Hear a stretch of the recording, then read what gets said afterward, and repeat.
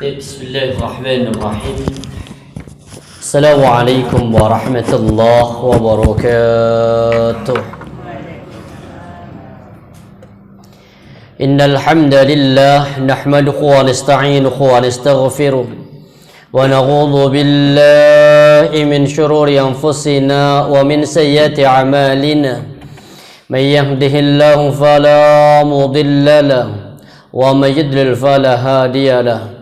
أشهد أن لا إله إلا الله وحده لا شريك له وأشهد أن محمدا عبده ورسوله لا نبي ولا رسول بعده. اللهم صل وسلم وبارك وكلم على نبينا محمد وعلى آله وأصحابه ومن تبعهم بإحسان إلى يوم الدين. أما بعد، قال الله تعالى في القرآن العزيز: أعوذ بالله من الشيطان الرجيم. لقد كان لكم في رسول الله أسوة حسنة لمن كان يرجو الله واليوم الآخر وذكر الله كثيرا. وقال رسول الله صلى الله عليه وسلم في حديثه: إنما بعثت لأتمم مكارم الأخلاق. صدق الله العظيم وصدق رسول الكريم ونحن على ذلك من الشاهدين. Alhamdulillahi Rabbil Alamin. Para jamaah sidang salat subuh Masjid Imam Bonjol yang insyaallah dirahmati Allah subhanahu wa ta'ala. Alhamdulillah, pada kesempatan yang penuh dengan barakah ini tidak ada kalimat, tidak ada ucapan yang terbaik yang keluar dari lisan-lisan kita kecuali ucapan alhamdulillah. Segala puja dan puji syukur hanya milik Allah, karena Allah subhanahu wa ta'ala mengembalikan ruh yang selama kita tidur diangkat oleh Allah. Allah mengembalikan sampai waktu yang telah ditentukan. Makanya kemudian Allah gambarkan, Allahu yatawaffal anfusa hina mautiha. Allah subhanahu wa ta'ala mengangkat ruh orang-orang yang mati, wallati lam tamut fi manamiha, dan Allah pula mengangkat, menggenggam ruh orang-orang yang sebelum mati fi manam, dalam waktu tidurnya. Fayumsikul lati qada 'alal maut, Allah menahan ruh orang-orang yang mati, wa yursilul ukhra ila ajalin musamma, dan Allah mengembalikan ruhnya orang-orang yang tidur ketika waktunya bangun sampai waktu yang telah ditentukan. Maka hari ini Allah berikan kita tambahan nikmat umur, maka ucapan yang terbaik, alhamdulillahilladzi ahyana ba'dama amatana wa ilaihin nusyur. Taib, sebagai tanda syukur kita kepada Allah, Nabi ngajarin syukur itu dengan apa? Meningkatkan kualitas ibadah. Ketika Nabi mendapatkan gelar al-ismah, mendapatkan gelar ma'sum, mendapatkan gelar terjaga, terbebas dari dosa baik yang telah berlalu, dan Nabi terjaga oleh Allah dari dosa-dosa yang akan datang, maka Nabi meningkatkan kualitas ubudiyahnya dengan sampai menjadikan salat beliau lebih panjang.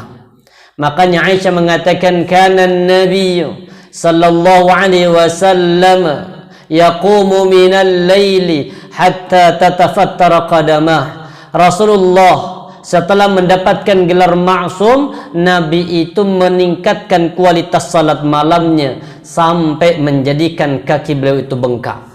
Kemudian Aisyah bertanya, ya Rasulullah, lima tasna hadha wa qad ghafarallahu laka ma taqaddama min dhanbika wa ma ta'akhkhar. Kenapa engkau lakukan ini ya Rasul? Bukankah Allah sudah menghapus dosa-dosa engkau ya Rasul? Apa jawaban Nabi? Afala uhibbun akuna abadan syakura. Bukankah aku senang kalau aku menjadi hamba yang syukur. Maka tanda syukur kita kepada Allah meningkatkan kualitas taqarrub ubudiyah kita kepada Allah Subhanahu wa taala. Yang pagi hari ini kita taqarrub dengan media majlis ilmi, semoga ini menjadi asbab Allah mudahkan langkah kita. Tapi pada pagi hari ini kita akan bahas bab yang ketiga dari kitab Minhajul Muslim, yaitu bab akhlak. Kenapa kita langsung lompat ke bab yang ketiga? Karena sudah dibahas sama Ustadz Ubay di bab yang kedua tentang masalah adab. Sekarang kita lompat ke bab yang ketiga, bab akhlak. Apa itu akhlak? Apa akhlak? Baik, fil lughati at-tab'u was-sajiyatu. Akhlak itu secara bahasa itu tabiat ataupun kebiasaan. Berarti akhlak ini bisa dicetak, akhlak ini bisa dididik, akhlak itu bisa dirubah. Makanya dimaknai sebagai at-tab'u, tabiat atau sifat yang memberikan wujud batin seseorang. Sedangkan wafil istilah hayatun rasikhatun fin nafsi tasduru anha al-af'al wal aqwal bisuhulati wa yusrin min ghairi hajatin ila tafkirin wa rawiyatin. Kalau ulama memaknai istilah itu, apa yang disebut dengan akhlak, kondisi jiwa yang mantap, darinya keluar perbuatan, perkataan dengan mudah tanpa pikir dan tanpa angan-angan. Ibaratnya kalau kata Imam Al-Ghazali, akhlak itu apa? Perbuatan ataupun ucapan seseorang tanpa disengaja. Artinya nggak didesain terlebih dahulu, itu akhlak. Seperti ada orang yang barangkali kepleset. Kepleset itu disengaja nggak? Nggak. Kira-kira yang keluar pertama dari lisan orang yang kepleset itu apa? Ada yang innalillah, ada yang astaghfirullah, ada yang kemaluan orang kadang disebut. Ada yang teriak, ada yang apa? Jadi itulah disebut dengan apa? Akhlak, tabiat. Dan akhlak itu bisa dicetak. Makanya kemudian di zaman Nabi kan ada seorang wanita yang ahli ibadah, tapi kemudian kalah dengan tabiatnya. Apa kata sahabat? Ya Rasulullah, inna fulanah taqumul lail. Perempuan ini subhanallah ya Rasul, taqumul lail, salat malamnya bagus ya Rasul. Wa tasumun nahar, puasanya juga bagus ya Rasulullah. Ini kalau bahasa kita ini sudah subhanallah, ini orang alim. Tahajudnya bagus, salat malamnya bagus, amal solehnya bagus, sedekahnya juga bagus. Tapi punya satu tabiat. Jadi tabiat itu bagian dari akhlak. Jadi at-tab'u, tabiat. Apa tabiat perempuan ini? Wa tu'dhi jiraniha bilisan. Tabiat perempuan ini senang menyakiti tetangga. Jadi kalau senang nyakiti tetangga, ini berarti apa? Adab apa akhlak? Akhlak, tabiat. Wangi Ustaz, keras orangnya. Makanya Nabi itu pernah menceraikan istrinya yang bernama Hafsah. Kenapa? Karena tabiatnya kasar. Ya kan, Hafsah itu putri dari siapa? Umar. Jadi tabiat beliau itu keras, kasar. Makanya pernah diceraikan sama Rasulullah, tapi kemudian dirujuk. Makanya urusan rumah tangga itu, kalau bahasa Allah itu kan apa? Sakinah. Yang menjadikan sakinah itu siapa? Apa sakinah sih? Sakinah itu tenang. Makanya kalau jenengan pingin hidupnya tenang, para bapak, carilah istri orang sukun. Ya, sukun itu artinya apa? Sakinah ini, sukun, tenang. Makanya kalau ada perempuan orang sukun itu hidupnya pasti tenang.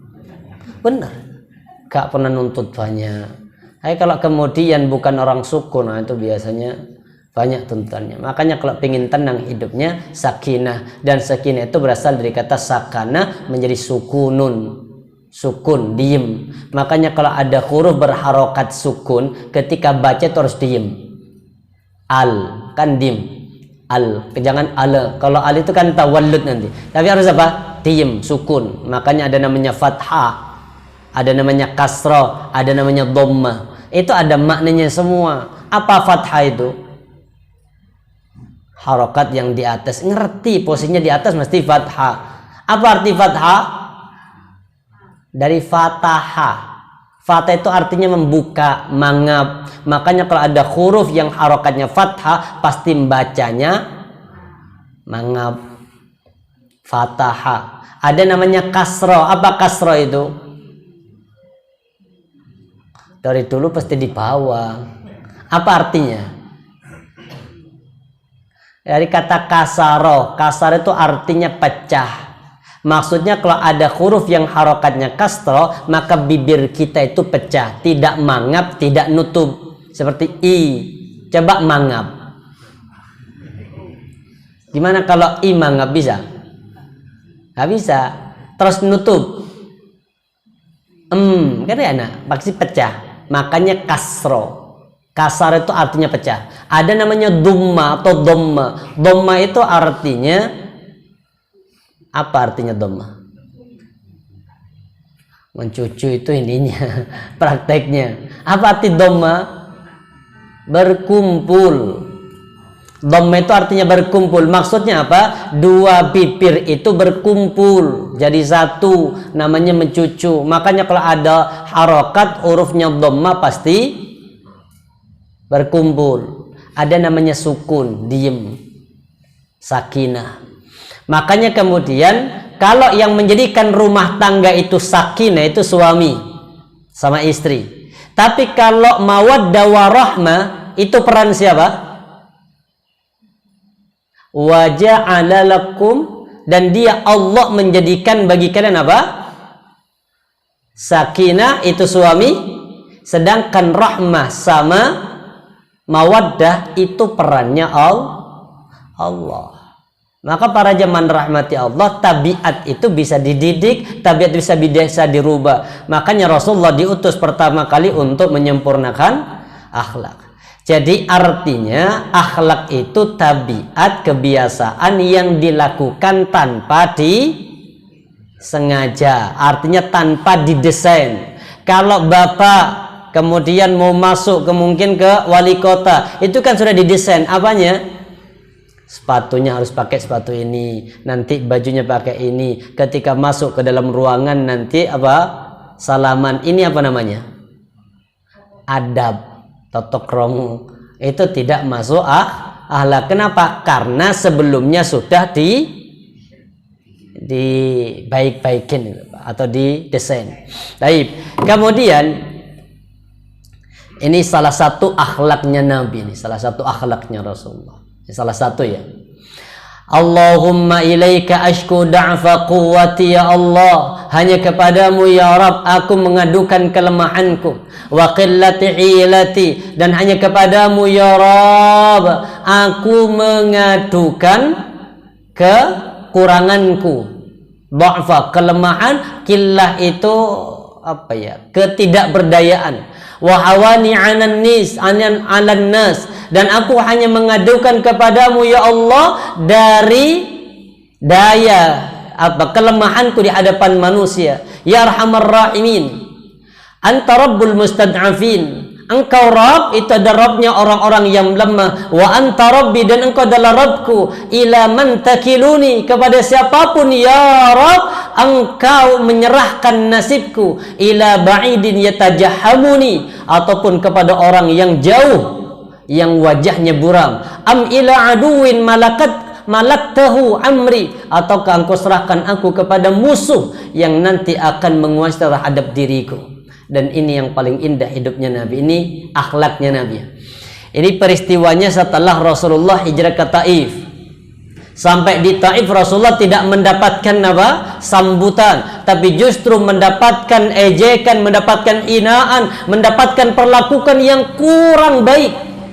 Tapi kemudian Rasulullah ketika keluar dari Taif, Nabi duduk di depan gerbang Taif. Habiskan Rasulullah berdoa dengan begini, ya Allah, aku mengeduhkan kepadamu. Ini bahasa kita itu apa? Nabi itu curhatnya hanya kepada Allah, dan beliau tidak pernah bikin status. Iya, artinya beliau itu menyerahkan urusnya hanya kepada Allah. Dan ini tanda akhlak beliau ini. Illam yakun bika alayya ghadabun fala ubali. Ini jadikan konsep hidup jenengan. Jadikan konsep hidup kita. Hafalkan ini. Illam yakun bika alayya ghadabun fala ubali. Hafal? Apa artinya? Bahasa kita ini. Selama engkau ya Rabb tidak murka kepadaku, aku rapopo. Itu konsep hidup. Jadi tujuan hidup kita itu hanya apa?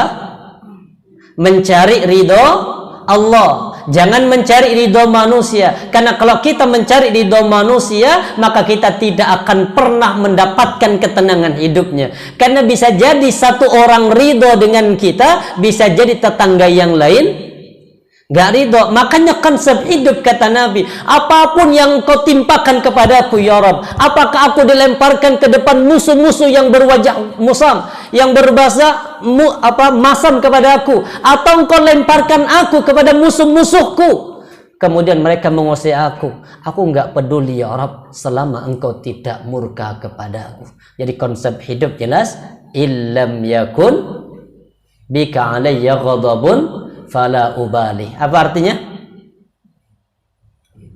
Selama engkau tidak murka kepadaku, aku pernah dirasani tetangga. Enggak Ustaz, justru saya ngerasani jadi masalah. Jadi orang kita pasti kerja dimanapun pasti, jangan di kantor itu pasti ada orang yang nggak senang, di rumah pasti ada orang nggak senang. Kemudian kaya dicurigai karena kekayaannya, miskin dihina karena kemiskinannya. Apalagi jadi PNS itu agak berat itu. PNS itu kalau kaya dicurigai, miskin dirasa PNS kok miskin, ngutang terus ini. Jadi hidup itu nggak akan pernah diridho oleh manusia. Makanya konsep hidupnya ridho hanya kepada Allah. Baik. Kemudian akhlak yang agung nih, karena tujuan semua kemenangan itu apa? Dakwah itu artinya Nabi diutus oleh Allah untuk apa? Innama bu'ittu liutammima makarimal akhlak. Di hadis yang kedua, innama bu'ittu liutamma salihal akhlak. Aku diutus oleh Allah ke muka bumi salah satunya untuk apa? Memperbaiki akhlak. Karena tradisi akhlak buruk orang jahiliyah, mulai dari judi, kemudian khamar, habis itu kemudian perzinahan, membunuh anak perempuan, permusuhan antar suku, semua tabiat-tabiat buruk ini. Maka kemudian Rasulullah diutus di tengah-tengah. Maka Nabi kemudian mengatakan apa? Badal Islamu ghariba. Islam dimulai dalam kondisi ghariba, asing. Fasayaudu ghariba, maka kemudian akan kembali menjadi asing. Fatuba lil ghuraba. Nabi Muhammad kenapa mengatakan asing di awalnya? Karena di kota Mekah sudah ditata kehidupannya dengan tatanan yang sudah sangat kuat. Tapi Nabi kemudian dengan slogannya perubahan. Jadi kalau sudah kena slogan perubahan itu pasti banyak musuh. Siapa yang menjadi musuh-musuh pertama? Para pembesar. Ini bukan di sini, di Mekah. Yang menolak ajaran Islam itu siapa? Para pembesar. Sedangkan yang banyak mengikuti siapa? Kalangan budak, orang miskin. Tapi enggak orang miskin yang enggak mau disogok. Jadi kalau sudah konsepnya perubahan, itu pasti para pembesar itu menentang. Tapi insya Allah perubahan itu akan membuat sebuah perbaikan. Makanya kemudian Nabi Muhammad diutus dalam kondisi ghariba, dalam kondisi asing. Apa yang dihilangkan? Perbudakan dihilangkan. Kemudian anak perempuan yang awalnya ketika lahir menjadi wajahnya para suami atau para bapak, para ibu ketika mendengar informasi wa idza busyra bil unta dhalla wajhu muswaddan wa huwa kadhim. Ketika dikasih tahu wis lahir anakmu, lanang apa wedok, berubah wajahnya menjadi apa? Menjadi kemerah-merahan, menjadi menghitam, wa huwa kadhim, dia dalam kondisi marah. Ya tawara 'anin nas, dia kemudian menyembunyikan kabar ini di hadapan manusia. Kenapa? Karena mereka punya akhlak yang buruk. Nabi diutus untuk menyempurnakan akhlak. Kemudian akhlak buruk yang ketiga apa orang jahiliyah? Terjadinya pertengkaran antar suku. Maka ketika Islam datang, maka berubah kemudian menjadi ikhwana bi ni'matihi, ikhwana nikmat yang terbaik. Salah satunya adalah ikhwan nikmat bersaudara. Makanya Umar bin Khattab mengatakan apa dalam hidupnya? Nikmat yang terbesar setelahnya hidayah itu apa? Ma u'tiyal amdu, kata Umar bin Khattab, tidaklah seorang hamba itu dikasih oleh Allah apa? Al-amdu mautil abdu ba'dal Islam ni'matan. Tidak ada nikmat yang terbaik setelah masuk Islam, atau nikmat yang terbesar adalah nikmat hidayah. Kemudian yang kedua apa setelah hidayah? Apa nikmat setelah Islam? Min akhin salih, yaitu saudara yang saleh. Makanya nikmat yang terbaik setelah Islam itu adalah nikmat bersaudara karena Allah. Baik. Kemudian apa keutamaannya? Banyak keutamaan dari akhlak. Salah satunya mengantarkan pada iman yang sempurna. Akmalul mu'minina imanan ahsanuhum khuluqa. Kata Nabi, seorang mukmin yang paling sempurna imannya itu adalah mereka orang yang paling bagus akhlaknya. Jadi orang mukmin yang terbaik, orang mukmin yang sempurna imannya adalah orang mukmin yang paling bagus akhlaknya. Seperti seorang suami. Siapa suami yang terbaik? Apa kalau bahasa Nabi? Siapa orang terbaik itu? Khairukum li ahli. Orang yang terbaik itu adalah orang yang paling baik terhadap keluarganya. Makanya Nabi ngasih contoh, wahai para suami, jangan pelit. Itu perintah suami. Ibu-ibu harus hafal hadis ini. Iya. Apa hadisnya? Dinarun anfaqtahu fi sabilik, satu dinar yang diinfakkan di jalan Allah. Wa dinarun anfaqtu ala raqabah, satu dinar engkau infakkan untuk membebaskan budak. Wa dinarun tasaddaqta ala masakin, satu dinar engkau sedekah terhadap orang miskin. Wa dinarun anfaqtu ala ahlika, dan satu dinar engkau sedekahkan, infakkan untuk keluarga. Mana yang paling besar pahalanya? A'adhamu darajatan alladhi anfaqtu ala ahlika, yang paling besar pahalanya ketika engkau nafkahkan untuk keluargamu. Makanya ibu-ibu harus hafal hadis kayak begini, harus hafal. Ya, apa? 1 juta engkau sedekahkan di jalan Allah. 1 juta engkau sedekahkan untuk membebaskan budak. 1 juta engkau berikan kepada orang miskin, dan 1 juta engkau berikan pada istrimu, yang lebih besar pahalanya apa? Ketika diberikan kepada istri. Makanya suami kasih sedekah itu. Kenapa? Diberikan kepada istri. Baik, kemudian akhlak yang baik itu sebab orang masuk surga. Ini hadisnya. Su'ila Rasulullah sallallahu alaihi wasallam anda kathari ma yudkhilun nas al jannah. Nabi ditanya oleh para sahabat tentang asbab yang paling banyak memasukkan manusia ke dalam surga. Nabi mengatakan 2. Pertama, taqwallah. yaitu takwa kepada Allah. Yang kedua, wa husnul khuluq, dan akhlak yang baik. Jadi para jamaah yang dirahmati Allah Subhanahu wa taala, taqwallah wa husnul khuluq, takwa kepada Allah dan akhlak yang baik. Sedangkan ketika ditanya wasu'il anaktsari ma yudkhilun nars an-nar, apa yang paling banyak memasukkan manusia ke dalam neraka? Dua sebabnya. Apa itu? Dua lubang, kalau kata Nabi, al-ajwafan, dua lubang. Apa dua lubang itu? Al-fammu, lisan, wal faraj, kemaluan. Di hadis yang lain Rasulullah mengatakan, man yadmanna alayya, barang siapa yang berjanji kepadaku untuk mampu menjaga ma baina lihyai. Kata Nabi, siapa yang berjanji kepadaku untuk mampu menjaga apa yang ada di antara dua jenggot. Apa dua jenggot itu? Jenggot sama kumis. Maksudnya apa? Mulut. Warijlaihi, dan dua kaki. Apa yang ada di antara dua kaki? Kemaluan manusia. Apa kata Rasulullah? Admanu alihil jannah, maka engkau dijamin untuk masuk dalam surga.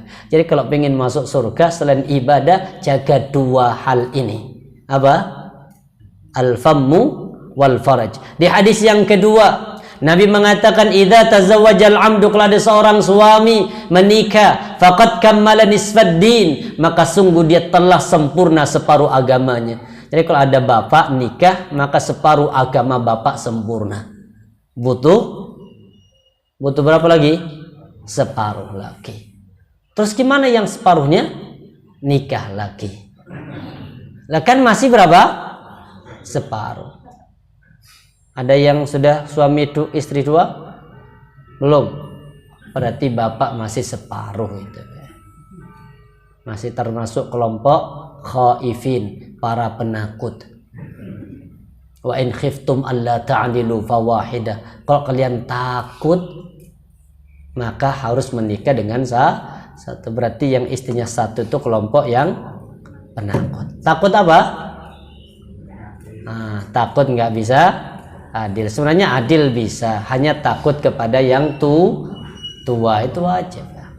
Baik, artinya bang, bukan begitu. Nikah walaupun istrinya 4 tetap separuh agamanya yang sempurna. Apa kata Nabi? Falyattaqillah fin nisil baqi, maka bertakwalah kepada Allah di sisa yang lain. Apa artinya? Maka minta tolonglah kalian kepada Allah untuk menjaga mulut. Kenapa? Karena pintu rusaknya agama itu dua. Satu, syahwat, kemaluan. Orang kalau sudah menikah aman. Tinggal apa? Lisan. Ini yang kalau lisan itu kan yang nggak bisa. Makanya minta tolong. Falyattaqillah, maka takutlah kalian kepada Allah. Fin nisfil baqi, di sisa yang lain. Kemudian yang selanjutnya, Allah mensifati Nabi Muhammad dengan akhlak yang agung. Wa innaka la'ala khuluqin azim. Dan terakhir, kita minta perlindungan kepada Allah, berdoa agar kita punya akhlak yang baik. Ini salah satu doanya. Allahumma hdini li ahsanil akhlaq, la yahdi li ahsani illa anta, wasrif anni sayya la yasrifu anni sayya illa anta. Hafal? Atau yang atas yang paling gampang. Allahumma inni a'udzubika min munkaratil akhlaq wal a'mal wal ahwa. 3, kita minta perlindungan kepada Allah. Hadisnya sahih, riwayatnya Muslim. Kita baca, Allahumma inni a'udzubika min munkaratil akhlaq wal a'mal wal ahwa. Hafal artinya, tahu artinya. Ya Allah, sesungguhnya aku berlindung kepadamu min mungkarat, dari akhlak yang buruk, ingkar mungkar, wal a'mal, dan dari amalan yang buruk, wal ahwa, dan dari hawa nafsu yang buruk. Ini 3 perlindungan kita kepada Allah dengan baca doa ini. Kenapa? Karena yang akan merubah akhlak kita selain kita berikhtiar, maka Allah yang akan merubahnya. Allahumma inni a'udzubika min munkaratil akhlaq wal a'mal wal ahwa. Kalau nanti jenengan pingin satu kali doa agar terkena semuanya orang yang kita cintai, maka jenengan ganti inna. Allahumma inna a'udzu, jenengan gantina na'udzubika. Biar nanti ketika jenengan doa bayangkan siapa yang pingin disebut. Barangkali ada istri, ada anak, ada orang tua, ada saudara. Ketika menggunakan doa, bayangkan semua orang yang pingin didoakan, domirnya diganti dari untukku menjadi untuk kami. Nggak harus disebutkan namanya. Allahumma inna na'udzubika, ya Allah kami berlindung kepadamu. Kami itu jangan bayangkan ada orang tua, ada bapak, ada ibu, ada anak dan sebagainya. Min munkaratil akhlak. Atau yang kedua ini juga lebih indah. Allahumma hdini li ahsanil akhlak, ya Allah berikanlah kami hidayah ya Allah, bimbingan untuk memiliki akhlak yang baik. La yahdi li ahsani illa anta, karena tidak ada yang bisa memberikan petunjuk kepada kami tentang bagusnya akhlak kecuali Engkau. Artinya yang membuat orang itu akhlaknya bagus siapa? Allah.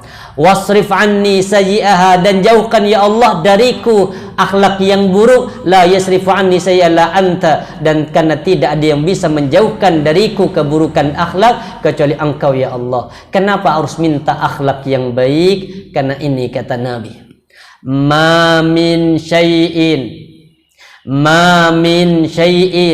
tidaklah seseorang itu yudha'u fil mizan, yang diletakkan di mizan, athqalu min husnil khuluq, yang lebih berat daripada akhlak yang baik. Artinya nanti ketika berada di padang mahsyar, yang menjadikan amal ibadah baik kita menjadi berat itu ketika apa?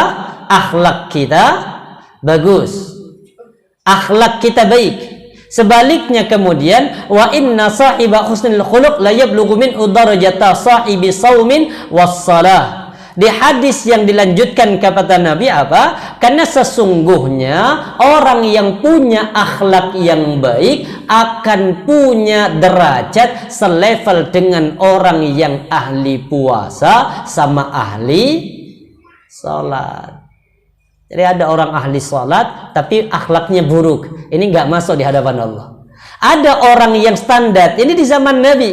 Wa inna fulana, ada seorang wanita ya Rasulullah, tusalli al-maktubah, ini perempuan melaksanakan salat 5 waktu. Jadi nggak sempat apa? Nggak sempat qabliyah, nggak sempat ba'diyah, nggak sempat subuh apa lagi, nggak sempat salat sunnah yang lain, tahajud nggak sempat, puasa Senin Kamis nggak sempat. Hanya beliau mengatakan apa? Wa inna fulana tusalli al-maktubah. Beliau hanya salat 5 waktu ya Rasulullah. Kemudian apa? Wa tasaddaqa bil atwar minal ibit. Dia hanya mampu bersedekah dengan sepotong roti yang terbuat dari keju. Ini orangnya miskin. Akhlaknya, tapi ingat, wala tu'di jirannya bilisani, tapi dia tidak pernah menyakiti tetangga dengan lisannya. Kata Rasulullah apa? Hiya min ahlil jannah, dia akan masuk ke dalam surga. Berbanding terbalik dengan yang pertama ahli ibadah tapi akhlaknya buruk. Yang ini bukan ahli ibadah standar tapi akhlaknya bagus, maka ternyata subhanallah ada jaminan untuk masuk ke dalam surga. Jadi akhlak. Apa akhlak itu? Akhlak itu sampai mengantarkan ke derajat orang yang ahli puasa sama ahli salat. Di hadis yang lain Nabi mengatakan, inna athqala ma wuda fil mizanil mu'mini yaumal qiyamati khuluqun hasanun wa inna Allah yubghidu al-fahish al-badi. Kata Nabi, sesungguhnya perkara yang lebih berat di timbangan amal kebaikan kelak pada hari kiamat itu ada akhlak yang baik. Wa innallaha, dan sesungguhnya Allah membenci. Siapa yang dibenci oleh Allah? Al-fahish. Apa fahish itu? Fahsya. Orang yang berkata keji. Wal badi, dan orang yang berkata kotor. Makanya Allah benci para perempuan yang senang melaknat, Makanya di antara perempuan yang akan masuk dalam neraka itu siapa? Kathratul li'an, banyak melaknat, wa takfurnal ashir, dan melupakan kebaikan suami. Taib, kita akan masuk kepada bab akhlak. Kalau tadi hanya sebatas pengertian, akan kita bahas pertama akhlak sabar dalam menghadapi gangguan, akhlak sabar dalam menghadapi cobaan, akhlak sabar dalam menghadapi musibah. Jadi akan kita bahas apa? Akhlak sabar. Kita ambil satu contoh dulu nih sebelum kita masuk ke materi akhlak sabarnya. Inna auhayna ilaika kama auhayna ila Nuhi wan nabiyyin min ba'dihi wa auhayna ila Ibrahim wa Ismail wa Ishaq wa Ya'qub wal asbat wa Isa wa Ayyub. Ada kisah seorang nabi namanya Nabi Ayyub. Kalau pingin belajar sabar ke Nabi Ayyub ini dalam menghadapi musibah, gangguan. Apa gangguan beliau? Sakit. Di zaman Nabi ada seorang sahabat namanya Imran bin Husain. Imran bin Husain ini Allah uji dengan apa? Penyakit, dan penyakit itu di lambungnya. Subhanallah, Pak. Imran bin Husain itu sabar menghadapi musibah ini, menghadapi ujian dari Allah. Sampai suatu saat setelah berapa tahun, ini peristiwanya setelah perang Uhud. Jadi setelah perang Uhud, beliau itu diuji oleh Allah dengan sakit ini. Beliau sabar menghadapi sakit. Kemudian setelah berapa tahun datang menemui Rasulullah. Kemudian minta, ya Rasulullah, doakan aku ya Rasul agar Allah mengangkat penyakitku dan Allah mengembalikan kesembuhanku. Rasulullah kemudian mendoakan. Setelah didoakan, subhanallah, dia kemudian merasa kehilangan. Kehilangan apa? Selama beliau sabar, Pak, menghadapi musibah ini, setiap hari itu ada malaikat yang datang mengucapkan salam. Subhanallah. Mengucapkan salam setiap hari itu. Datang mengucapkan salam, terus begitu setiap hari. Sampai pada akhirnya ketika Allah berikan kesembuhan, maka kemudian malaikat itu gak datang lagi. Setelah itu kemudian apa? Ada dalam kitab itu kisah Imran bin Husain itu. Kemudian beliau mengatakan ini, ya Rasul, doakan aku ya Rasul. Apa? Agar Allah mengembalikan penyakitku. Kenapa? Karena aku kehilangan malaikat yang mengucapkan salam. Akhirnya Nabi mendoakan kembali, Pak. Sampai 30 tahun itu beliau bersabar dengan musibahnya. Maka setiap hari ada malaikat yang datang untuk mengucapkan salam. Subhanallah. Akhlak apa ini? Sabar. Cuma sabar itu kan bukan berarti harus diem. Bapak wes ngerti apa kena kanker. Kata Pak Ustadz, sabar. Diem, nggak berobat, nggak. Sabar itu apa? Ada ikhtiarnya, kemudian ada ibadahnya. Karena Nabi sendiri mengatakan apa? Kata Rasulullah apa? Innallah anzala da'an dawa'a. Setiap kali Allah menurunkan penyakit, maka Allah pula sudah menyiapkan apanya? Obat. Jadi ketika turun penyakit, bersamaan penyakit itu sudah Allah turunkan obat. Kemudian apa perintahnya? Fatadawaw, silahkan berobat. Berarti kalau ada orang berobat itu apa? Ibadah. Makanya kalau nanti anak jenengan sakit atau mungkin kita sendiri yang sakit, sebelum berangkat untuk berobat, berdoa begini. Apa doanya? Ya Rabb, saya mau berobat kepada dokter ini ya Allah. Semoga ini menjadi nilai ibadah, dan ya Allah turunkan obatnya di dokter ini. Maka ketika kita berobat, qadarullah, ternyata obat ini bersamaan dengan apa? Penyakitnya klop, ketemu, sembuh.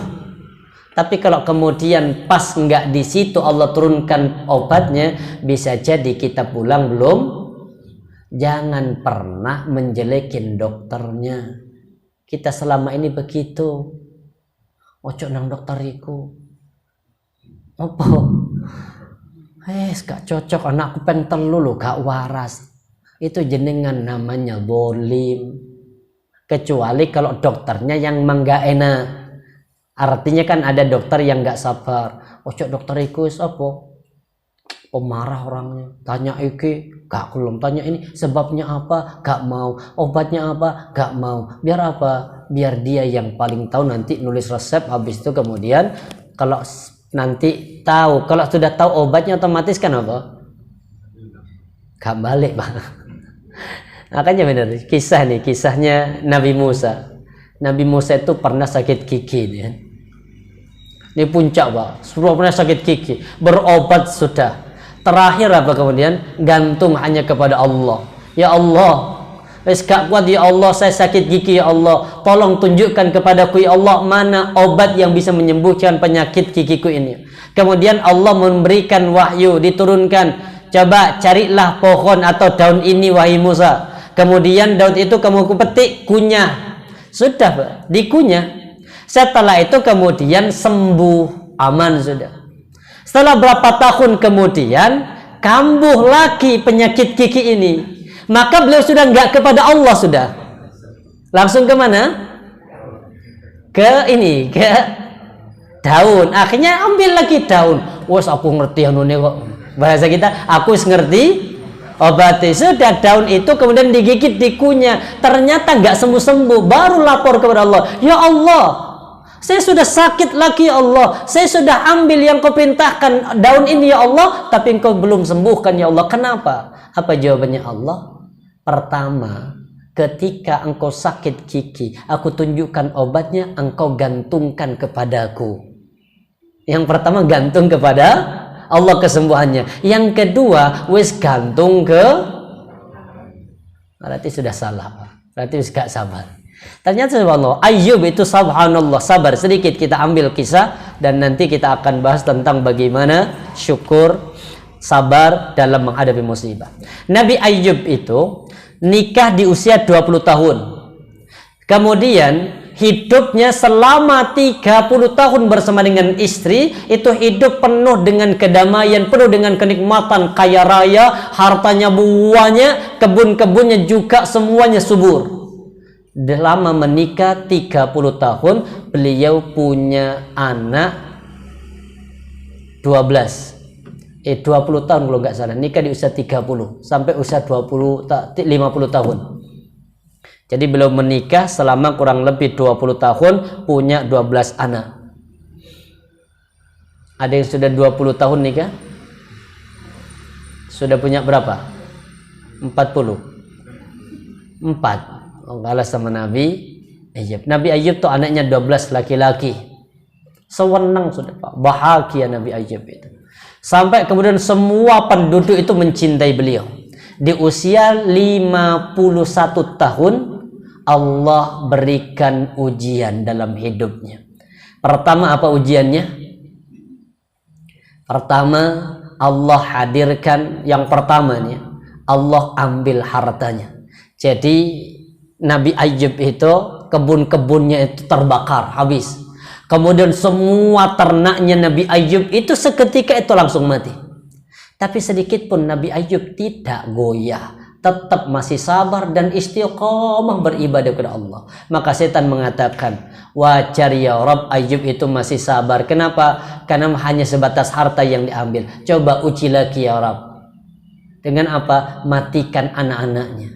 Akhirnya anak-anaknya lagi makan barang, kemudian apa? Rumahnya roboh, 12 anak laki-laki seketika itu meninggal bareng. Apakah Nabi Ayyub kemudian protes kepada Allah? Nah, beliau tetap sabar menghadapi semua itu. Tenang beliau hidupnya. Kemudian apa? Setan lagi datang. Wajar ya Rabb, hanya hartanya diambil, hanya keluarganya. Coba timpakan musibah kepada dirinya. Akhirnya seketika itu kemudian tumbuh berbagai macam penyakit yang ada di kulitnya. Setelah itu kemudian Nabi Ayyub masih tetap bersabar. Bayangkan, nggak minta sembuh. Istrinya saya nggak sabar sampai Pak. Saking apanya? Ayyub itu kok sabar banget. Istrinya tuh sampai kemudian nggak sabar. Kenapa nggak sabar? Karena benar istrinya tuh cantik. Nabi Ayyub tuh kemudian apa? Senang melihat wajah istrinya. Satu ketika, kenapa sampai istrinya kemudian dipukul? Gara-gara apa? istrinya itu sudah nggak ada lagi yang bisa mau dimakan. Akhirnya ada istri raja yang woro-woro kalau butuh rambut untuk dijadikan apa ya? Mungkin dijadikan sanggul lah. Akhirnya istrinya Nabi Ayub itu tahu kalau woro-woro ada yang nyari rambut. Akhirnya rambut yang indah milik istrinya itu kemudian dipotong, dijual. Marah Nabi Ayub pada istri. Kenapa? Karena mendapati istrinya memotong rambutnya. Akhirnya bersumpah untuk memukul, mencambuk sebanyak 100 kali cambukan.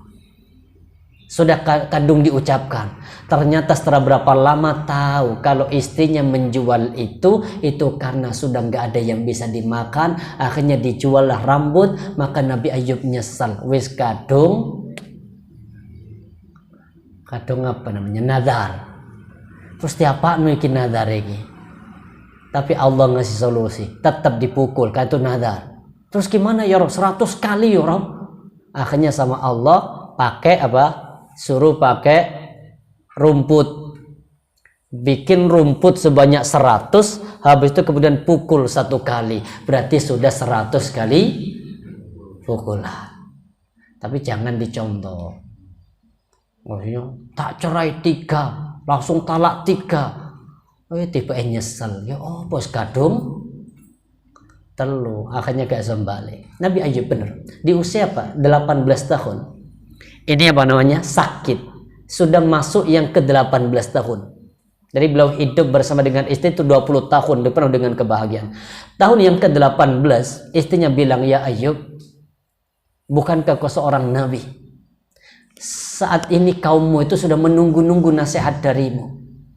Bukankah kau tidak minta kepada Allah agar Allah menyembuhkanmu? Ayub hanya mengatakan, udah berapa lama Allah berikan aku sakit ini? Sudah 18 tahun, wahai Ayub. Terus Allah berikan kesehatan kepadaku selama hidup bersamamu sudah berapa tahun? 20 tahun. Sabar. Nanti kalau sudah masuk yang ke tahun 20, baru aku mau berdoa kepada Allah. Bayangkan, bahagia dikasih 20 tahun, kemudian penyakit dikasih 20 tahun, itu baru kemudian setara. Jauh berbeda dengan kita. Kita sehat, buahnya dikasih ujian sakit sebentar. Kita sudah apa? Doanya, Allahumma rabban nas, adhibil ba'sa, isfi. Padahal masih mau pilek, belum. Padahal bagian dari ujian itu. Kemudian kita disuruh bersabar. Maka insya Allah akan kita lanjutkan pembahasan ini. Sabar dalam menghadapi gangguan. InsyaAllah selanjutnya akan kita bahas tentang akhlak. Semoga Allah subhanahu wa ta'ala membimbing kita memiliki akhlak yang baik, dan semoga Allah jauhkan kita semuanya dari akhlak-akhlak yang buruk, dan kita biasakan minta pertolongan kepada Allah, berlindung kepada Allah dari akhlak yang buruk. Masih ingat doanya?